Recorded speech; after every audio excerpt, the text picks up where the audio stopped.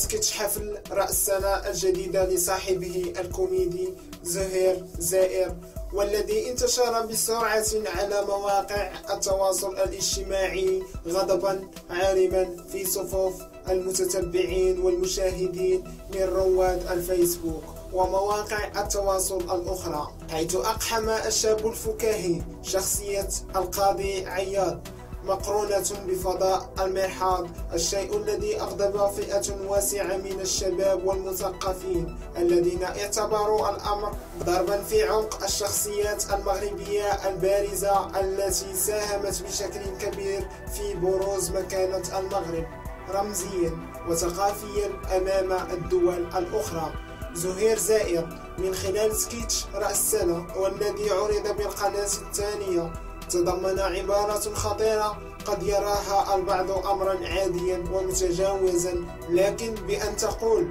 احنا عندنا في الطواليت مكتبة صغيرة كتقرا كتاب ديال القاضي عياض كتخرج قاضي حاجة، يعد الأمر تطاولا واضحا وخطيرا على شخصيات العلم والمعرفة والثقافة، والتي من الواجب احترامها وتقديرها بدل الزج بها في معترك الطواليت المدنس في قالب مادة فكاهية تدغدغ مشاعر الجماهير الشعبية وأحاسيسهم. من زاوية أخرى طالب ثلث من الفيسبوكيون زهير زائر بتقديم اعتذار رسمي للجمهور وفي أقرب وقت ممكن لسحب الاستهزاء والسخرية التي لم تكن في إطارها الممكن بالبث المطلق. ويشار إلى أن القاضي عياض هو من أبرز أئمة الحديث المالكية بالمغرب